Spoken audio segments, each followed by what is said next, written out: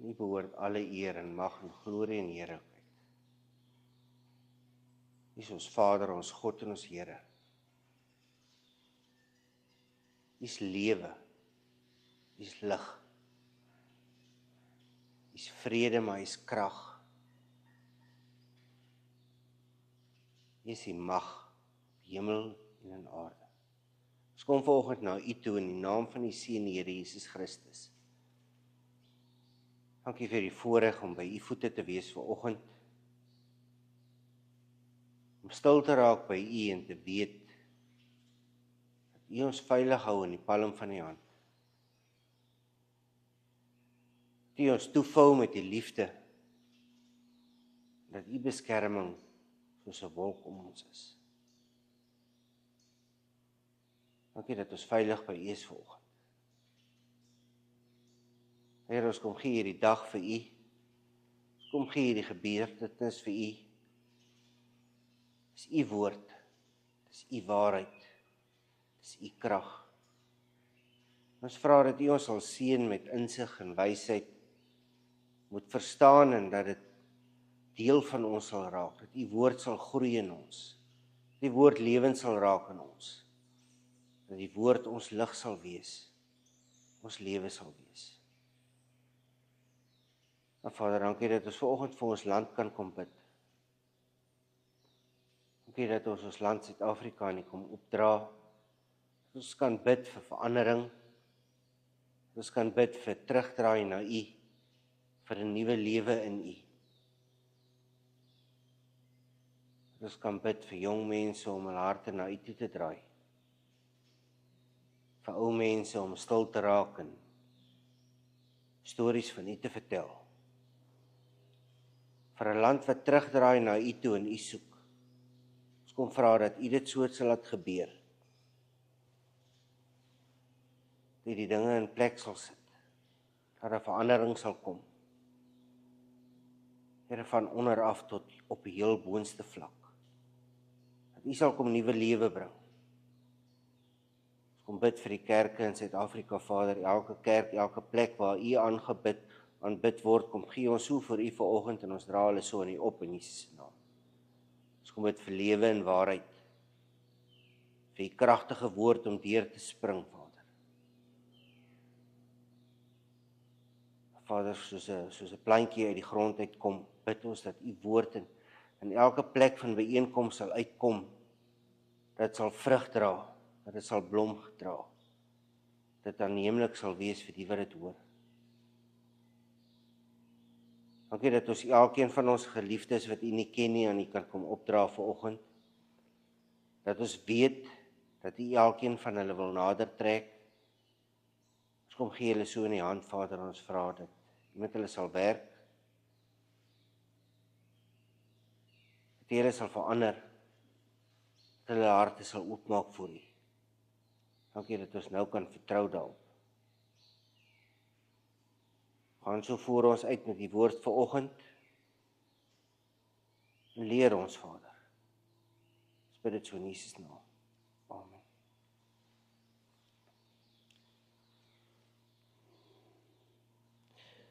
Vanoggend kom ons by die laaste stukkie van Romeine.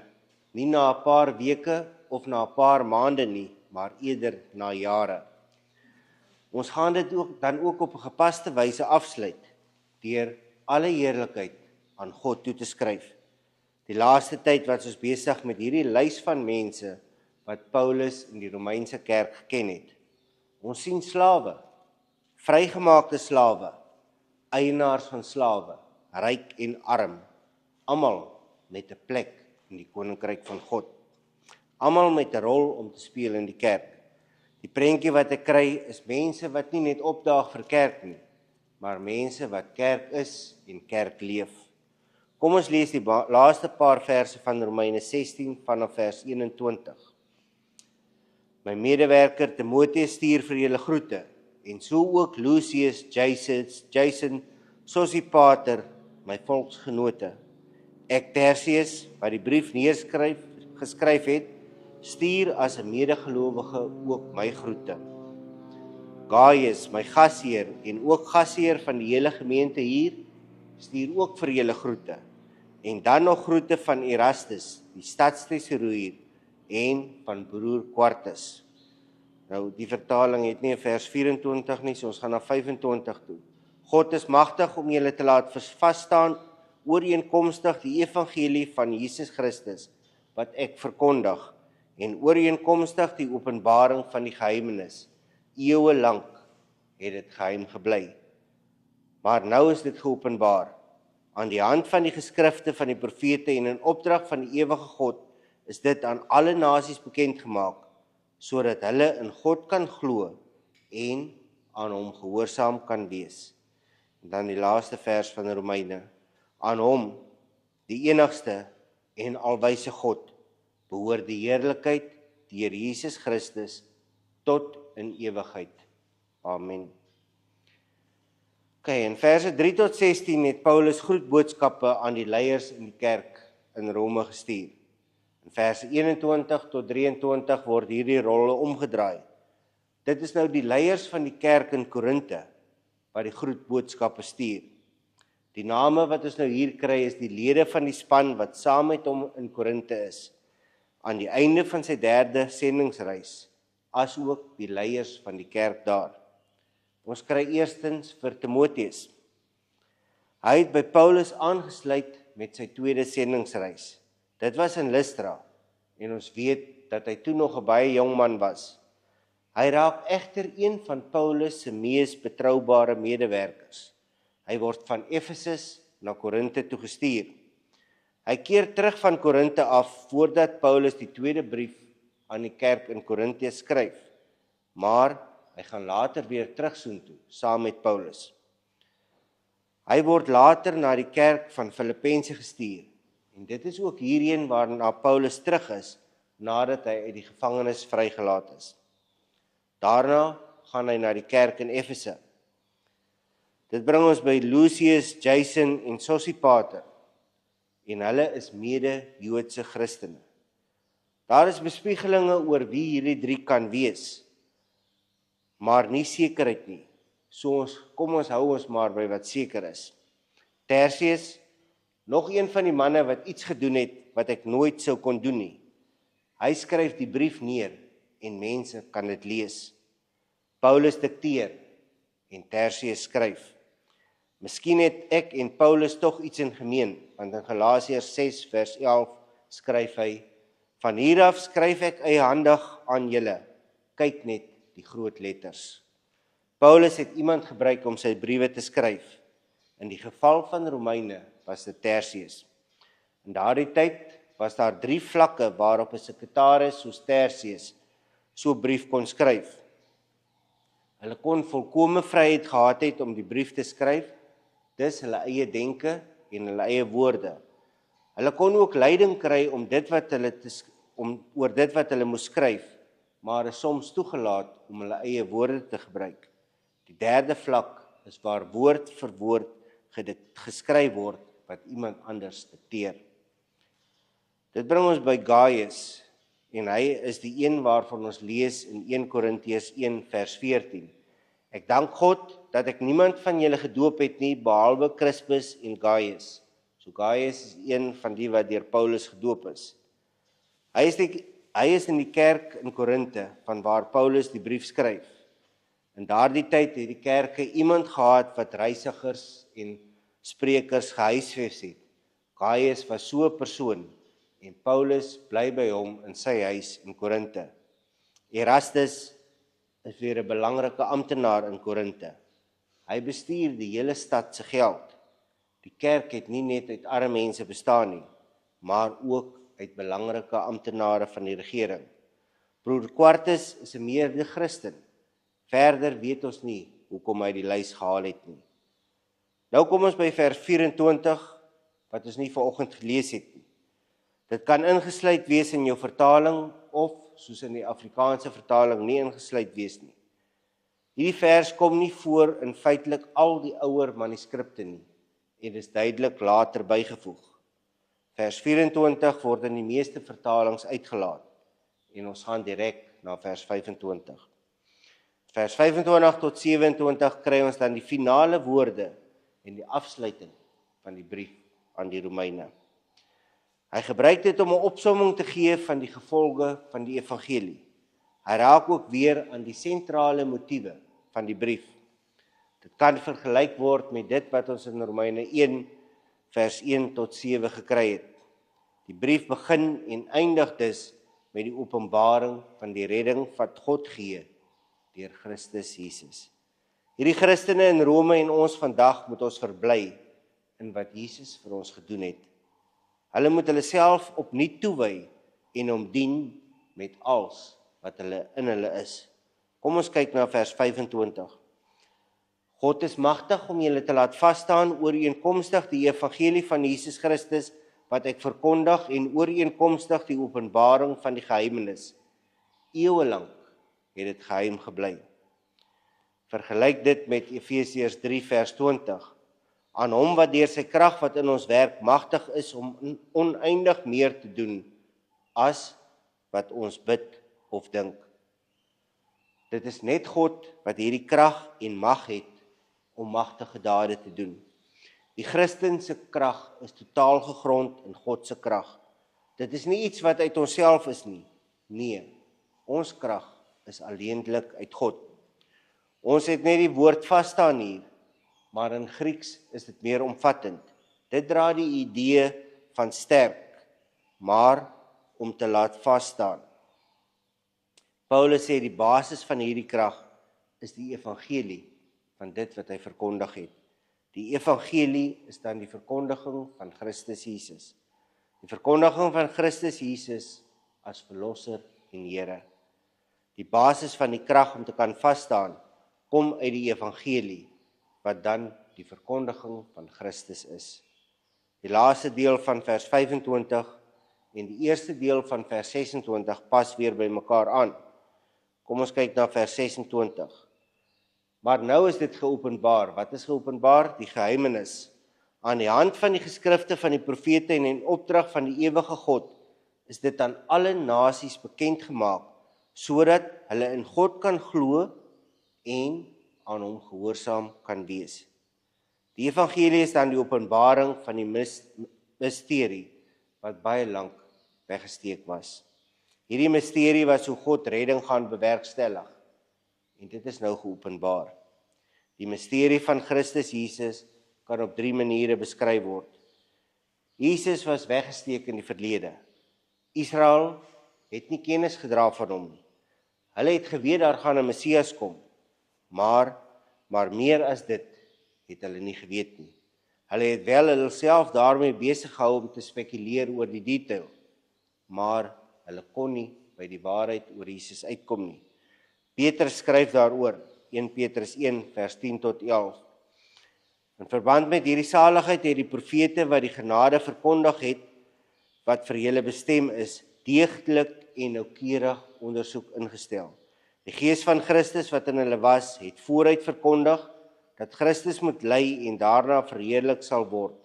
En hulle het probeer naspeur wat die tyd en die omstandighede sou wees wat God bedoel het. So hulle het probeer soek hoe dit gaan gebeur, maar hulle kon nie daarby uitkom nie.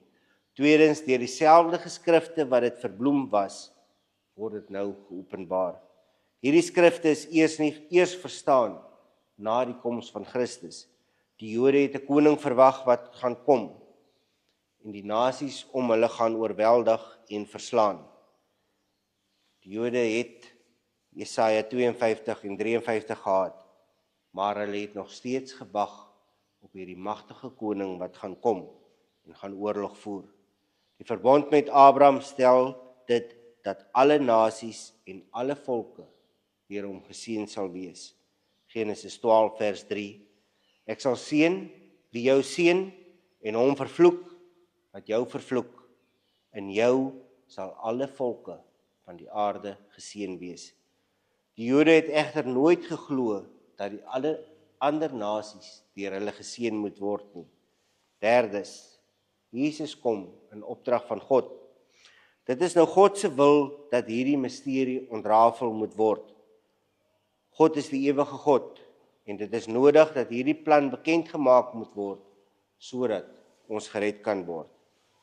Ons kry dan die doel van dit als in vers 26b. God het dit als gedoen, sodat al die nasies gehoorsaam sal word aan hom. Dit is die gehoorsaamheid wat deur die geloof kom. Die woord wat Paulus hier gebruik beteken beide heidene en nasies. Niemand is dus hier uitgesluit nie. Niemand word agtergelaat nie.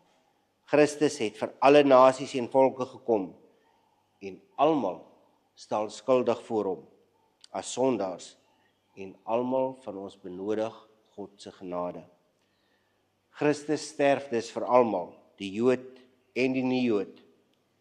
En dis word ons verbind in een liggaam, die liggaam van Christus. Die feit dat elke persoon geregtigheid deur geloof kan behaal, maak dat ons een is. Om ons geloof in Christus te plaas beteken ons leef vir hom. Wanneer ons glo, plaas dit ons op die regte verhouding met God en dit lei daartoe dat ons reg leef voor God.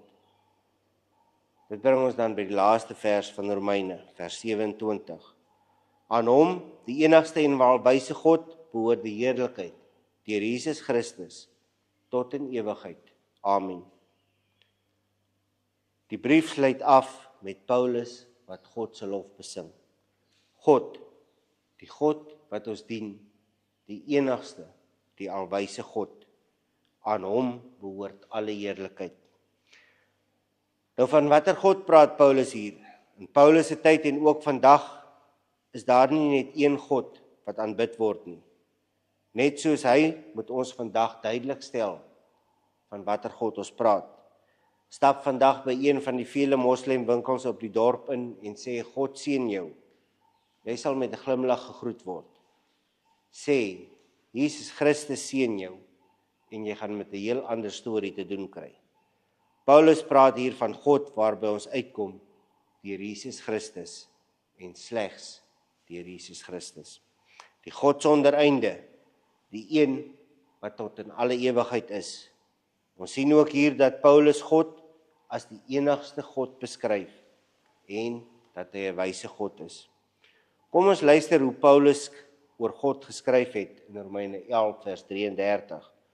O diepte van die rykdom en wysheid en kennis van God, hoe ondeurgrondlik is sy oordeele, hoe onnaspeurlik sy weë. Deur die Bybel kry ons God se wysheid as 'n tema. Ons sien dit in die wysheid van die skepping en in die wysheid van God se reddingsplan. Nou wysheid soos Paulus daaroor skryf is dieselfde as dit wat ons kry in Spreuke. Dit is waar ons lewe leef op God se aarde onder God se reëls. Ons gaan nou na 2 gedeeltes kyk waar Paulus die wysheid van God in kontras plaas met die wysheid van die wêreld. Die Romeine het hulle self as baie wys beskou, maar moenie ons huidige samelewing weggooi nie. Vandag weet ons beter as ooit en hoe jonger ons is, hoe beter weet ons.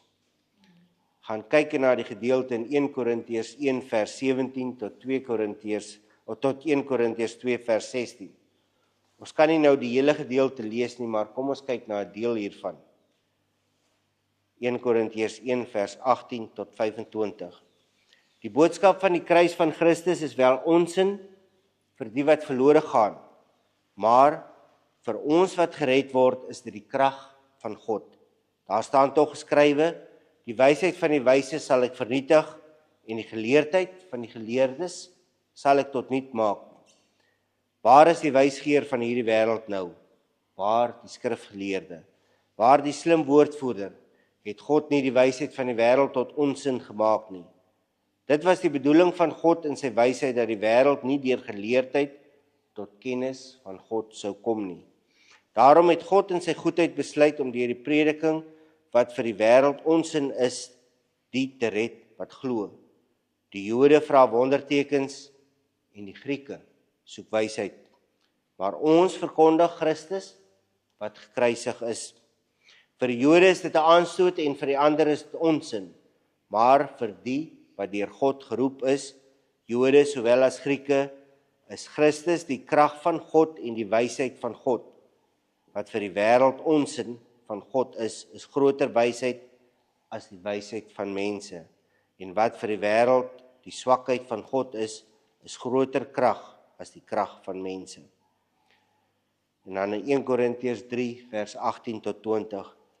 Niemand moet homself mislei nie.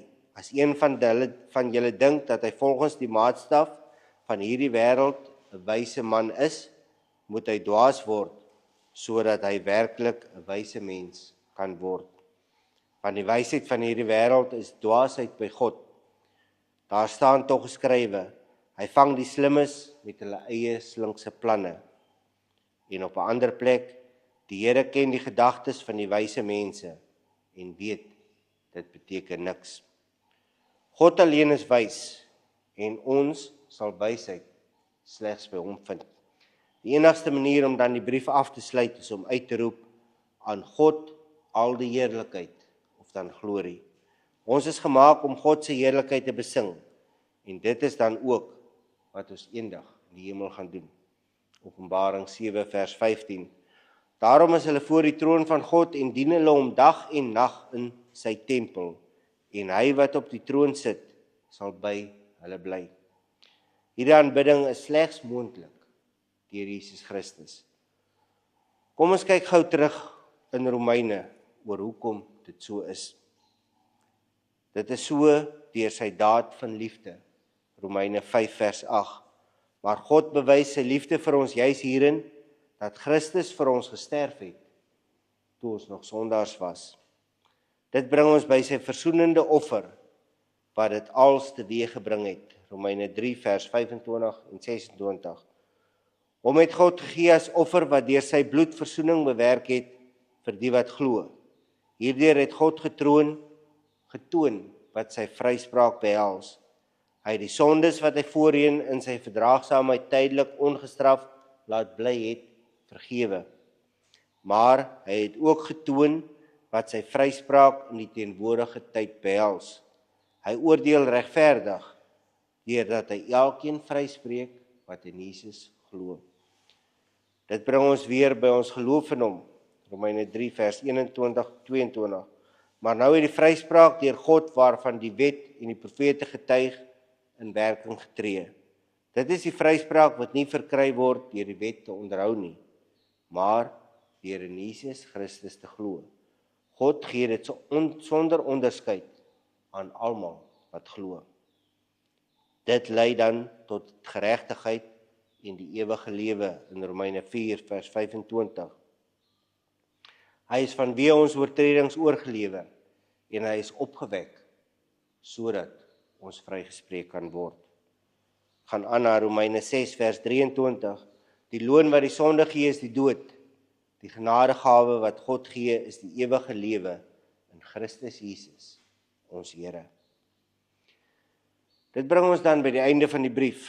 Paulus se take is afgehandel.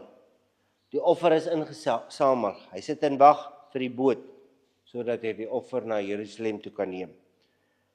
Hy het nie Facebook en YouTube en al hierdie ander dinge nie. Hy het 'n brandende liefde vir Jesus. Sy lewe het drasties verander oor die laaste paar jaar. Hy begin om hierdie brief te skryf aan 'n kerk wat hy nie geplant het nie, 'n kerk waarby hy nog nie was nie. Hy het wel 'n plan om hulle te besoek. Hy skryf aan hierdie verskillende kerke in Rome. Paulus skryf dus die brief van Romeine aan 'n groep Christene, mense wat klaar vir Jesus aangeneem het. Hy vertel vir hulle dat heidene en Jode Christus nodig het. Beide groepe het gesondig en hulle kan nie God behaag sonder Jesus nie. Selfs die Jode wat die geskrifte en die profete het en uitverkies is deur God, kan nie die wette onderhou nie. Die probleem is sonde. Nou dis iets waaronder ons almal gebuk gaan. Dit bring ons by God se geregtigheid en die oordeel wat daardeur kom. Ons kan egter ook geregtigheid verkry deur te glo. En Paulus verduidelik dit deur na Abraham te kyk.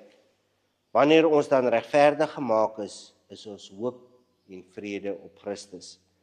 Christus oorwin die sonde van Adam en ons sterf aan ons sonde en in ons lewe wanneer ons in Christus is.